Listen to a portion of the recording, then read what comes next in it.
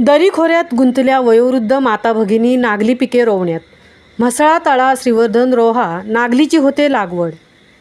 रायगड जिल्ह्यातील दरी खोऱ्यात अजूनही वयोवृद्ध माता भगिनी आपल्या काळ्या मातीत काम करीत नागली पिके लावताना दिसत आहेत.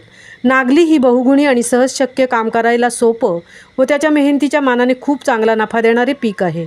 या नागलीची लागवड ही माळांवर घेतली जाते. पाण्याचा निचरा होण्यासाठी उभे आडवे व्हणे काढली जातात, म्हणजे जमिनीची धूप थांबते. माळरानावर उभी आडवी नांगरणी करून गवत काडी काढून साफ केले जाते. जी रोपे तयार केली जातात तिथून आवण खणून तिची पुनर्लागवड केली जाते. काही जमिनीवर टाकून देतात तर काही जण ती रोपे लावतात. रोपे लावली तर ती लवकरच जीव धरून पुढील स्थिती मार्गक्रमण करतात. तर तीच नागली टाकली तर 8 दिवस तिला उभे राहायला लागतात. त्यामुळे तिची प्रगतीला तिच्या अडथळा येतो. अशी या नागलीची व्यथा आहे. नागलीला मिश्र खते दिली जातात. नागलीला सध्या भाव चांगला मिळतो. जवळपास 50 ते 60 रुपये किलो भावाने नागली जाते.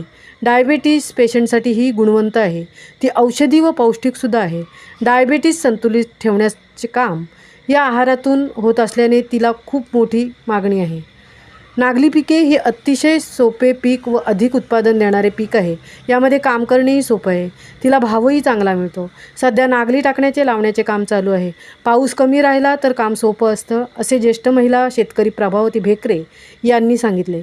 तर भातापेक्षा अधिक फायदा असलेले पीक कमी मजुरात हे पीक असून यामध्ये कुळीथ, उडीद यासारखी पिके घेतली जातात, अशी माहिती तरुण शेतकरी निकेश भेकरे यांनी सांगितले.